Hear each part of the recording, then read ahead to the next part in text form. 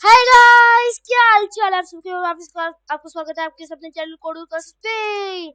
तो आज हम बहुत देर के बाद वीडियो बना रहे हैं क्योंकि मेरा OBS काम नहीं कर रहा था, मेरा रिकॉर्डर काम नहीं कर रहा था। लेकिन कोई बात नहीं गाइस, क्योंकि आज हम शुरू करने वाले हैं एक mini series object oriented programming. ये बहुत लंबा तो नहीं है लेकिन ये अच्छा खासा काम है। पाइथन का बहुत महत्वपूर्ण पार्ट है। मैं बहुत अच्छी हिंदी यूज कर रहा हूँ। तो ये वैसे ये बहुत ज़्यादा महत्वपूर्ण पार्ट है। तो ये 3 पार्ट की सीरीज होगी, क्योंकि मिनी सीरीज होगी बेसिकली, क्योंकि ये बहुत ही इसमें बहुत सारी चीज़ें हैं, जैसे class, functions, static method, class method, self initialising functions, बहुत कुछ है। तो आज हम पहले पार्ट करने वाले हैं, और आज मैंने नोट्स पहले से लिख के रखे हैं ताकि पिछली वीडियोस की तरह लंबी ना बने वीडियो टाइप, क्योंकि बहुत सारा टाइम नोट्स लिखने में चला जाता है। तो गाइस, तो सबसे पहले मैंने लिखा है ऑब्जेक्ट ओरिएंटेड प्रोग्रामिंग, जिसका नाम है ऊप्स। अब ऑब्जेक्ट ओरिएंटेड प्रोग्रामिंग आपको हेल्प करती है। पहले यहाँ पर मैंने सिर्फ की पॉइंट्स लिखे हैं, ज़्यादा मैंने वो नहीं लिखे वर्ड्स यूजेस। मैं आपको यहाँ पे यूजेस लिख देता हूँ। ऑब्जेक्ट ओरिएंटेड प्रोग्रामिंग आपको हेल्प करती है ग्रुप्स में चीज़ें बनाने में, जैसे मैं आपको भी बता रहा हूँ। Helps in making objects in code that are of the same class. Class मतलब स्कूल की क्लासेस में समझ लेना, ग्रेड्स वगैरह, ये अलग टाइप की क्लास है। ओके, ऑब्जेक्ट ओरिएंटेड प्रोग्राम, अरे मैंने 2 बार प्रोग्रामिंग लिख दिया। Object oriented programming helps in making objects in code that are of the same class. जैसे अगर आपको एक स्टूडेंट का डेटाबेस बनाना है, अगर आप एक टीचर हो तो आपको एक स्टूडेंट का डेटाबेस बनाना है, तो आप ऐसे तो लिखोगे नहीं एक एक वेरिएबल बना के। राहुल इज इक्वल्स टू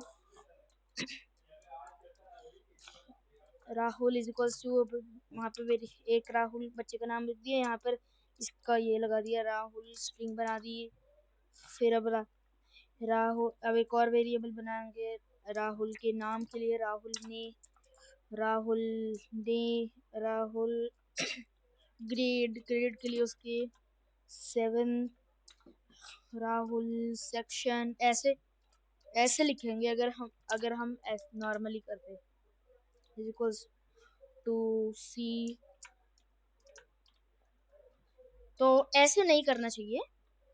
इससे इससे बढ़िया हमें बनानी चाहिए क्लास। हम जैसे मैंने यहाँ पर क्लास बनाई है, अभी इस पे ध्यान मत दीजिए, ये आपको बाद में समझाऊंगा सब कुछ मैं। जैसे मैंने क्लास बनाई है स्टूडेंट, अब मैंने क्लास में सब कुछ डाल दिया, नेम, ग्रेड, सेक्शन, मार्क, फिर राहुल का मैंने यहाँ पे डाल दिया, और फिर राहुल का सब कुछ आ गया, सारे डेटा। मैं आपको बताता हूँ कि कैसे होते हैं। पहले आगे चलते हैं ऑब्जेक्ट्स एंड टेम्पलेट्स पे। Objects are items in Python that can be used with classes. Classes में बेसिकली बहुत सारे फंक्शंस आ सकते हैं काम करने के लिए। क्लासेस को मैं सुपर फंक्शंस कहता हूँ, मैं कहता हूँ ये एक्चुअली में नाम नहीं है, क्योंकि ये क्लासेस बेसिकली होती है ये देखो, आप फंक्शन लिखते हो। मैं यहाँ पर फंक्शन डिफाइन कर कि लिखूँ, अगर मैं डेफ लिखूँ फंक्शन, और यहाँ पर कोई पैरामीटर डाल दूँ x, फिर यहाँ पर लिख दूँ मैं प्रिंट x। अब यार फंक्शंस को इसलिए लिखते हैं ताकि आप कोई उनके अंदर का कोड बार बार कोड पूरे प्रोग्राम में रिपीट ना करना पड़े। लेकिन हम फंक्शंस भी बहुत सारे बनाते हैं एक ही चीज से रिलेट करने के लिए। जैसे मुझे कोई एक कुछ फंक्शंस बनाने जो कि अलग अलग करके अल्फाबेट्स को प्रिंट करेंगे ABCD। अब मैं 26 फंक्शंस एक साथ बनाऊंगा क्या और उन सबको एक साथ रन करूंगा? नहीं, हम बनाएंगे एक क्लास अल्फाबेट। अब क्लास से क्या होगा, क्लास में हम बहुत सारे फंक्शंस डाल देंगे, और फिर अगर हम क्लास को एक बार कॉल करेंगे तो हम उनमें से किसी भी फंक्शन को रन कर सकते हैं, तो सारे फंक्शंस को रन कर सकते हैं। तो आई होप आप सबको क्लियर होगा। अगर नहीं होगा तो भी कोई बात नहीं, मैं आपको एंड में वापस बताऊंगा, सब कुछ एक्सप्लेन करूंगा, तो टेंशन मत लीजिए। तो मैं हाँ, objects are items in Python that can be used with classes or super functions और assigned to a variable, और की जगह यहाँ पर and लगा देते हैं।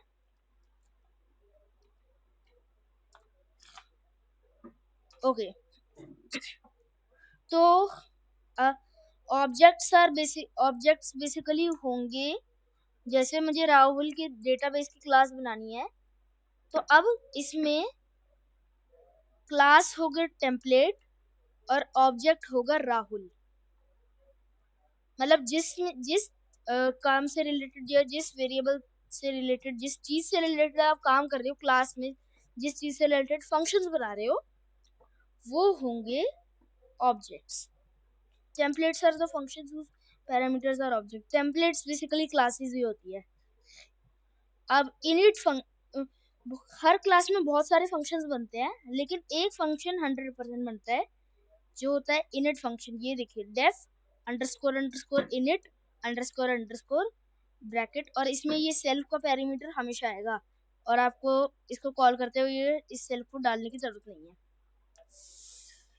अब ये क्या करता है, ये होता है initialising function, init for initialising. अब इनिशियलाइज करने का मतलब है कि ये फंक्शन सारे ऑब्जेक्ट्स के लिए कॉमन होगा, and self is the variable. Means अगर मैंने यहाँ पर एक ऑब्जेक्ट बनाया, जैसे Rahul is equal to student किया, राहुल स्टूडेंट है, तो उसके ऊपर सबसे पहले ये फंक्शन तो 100% चलेगा ही चलेगा। बाकी अगर हमने कोई फंक्शन ना किया हो, ये पक्का चलेगा कि उसको डिफाइन करने के लिए कि राहुल स्टूडेंट बन गया है। अब सेल्फ की जगह ये जो सेल्फ लिखा है पैरामीटर, इसमें ऑटोमेटिकली राहुल स्टोर हो जाएगा। Self is equal to Rahul automatically हो जाएगा, यहाँ पर डालने की जरूरत नहीं है। जिस वेरिएबल का नाम रखोगे वो सेल्फ हो जाएगा ऑटोमेटिकली। अब बाकी आप अपने हिसाब से वेरिएबल्स डाल सकते हैं।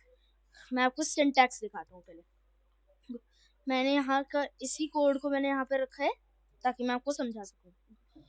क्लास स्टूडेंट, सबसे पहले एक क्लास डिफाइन करने के लिए लिखना होता है क्लास, फिर स्पेस की क्लास का नाम। अब क्लास जैसे फंक्शन को लिखने के लिए आपको ब्रैकेट लगाना पड़ता है, लेकिन क्लास में कोई पैरामीटर्स एक्सटीरियर नहीं जाते, तो आपको डायरेक्ट कॉलन लगा रहे हैं।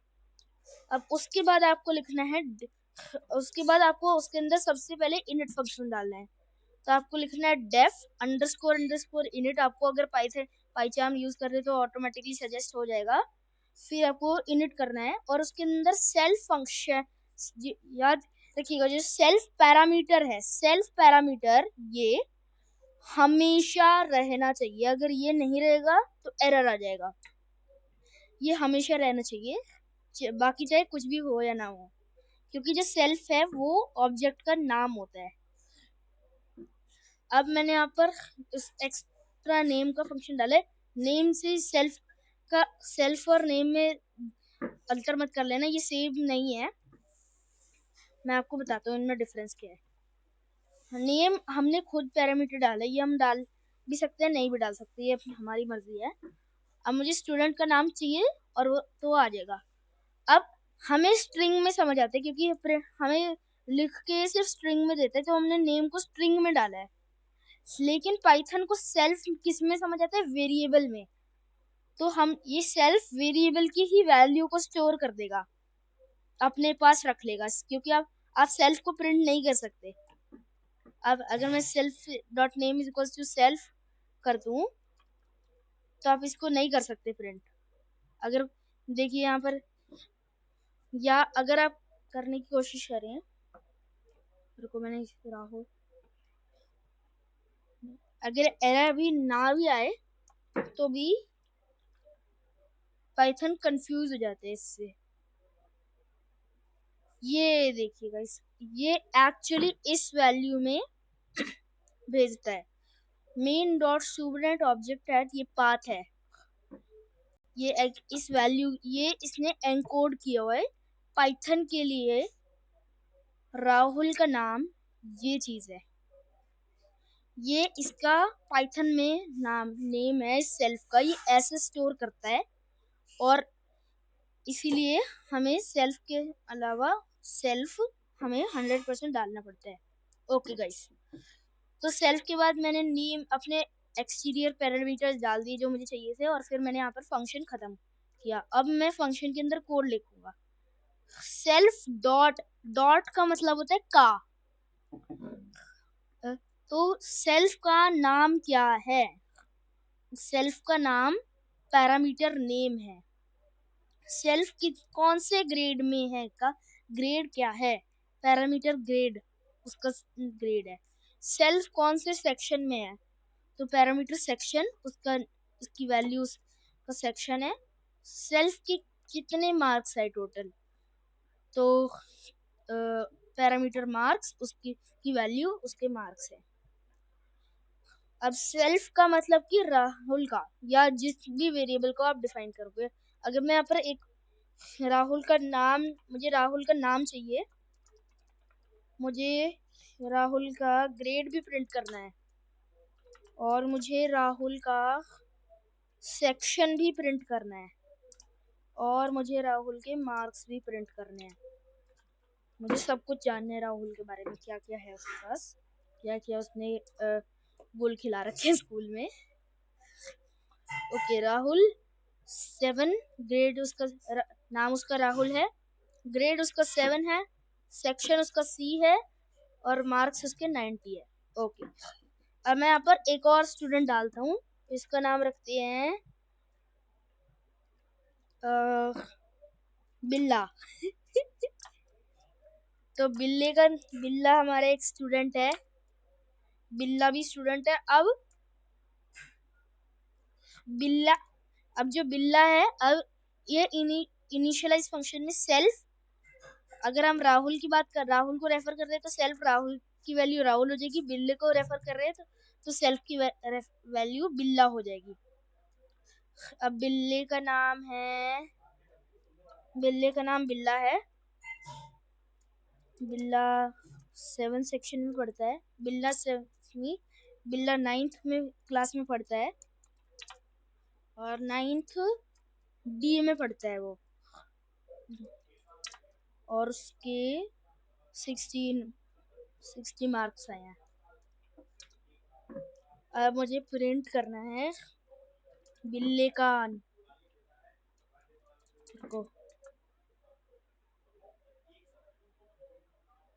राहुल को कॉपी करता हूँ और राहुल को बिल्ला कर देता हूँ। अब इसमें राहुल को मैं बिल्ला कर दूंगा।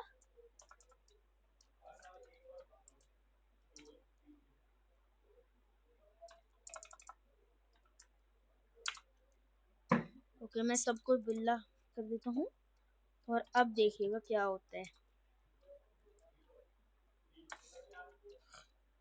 बिल्ला।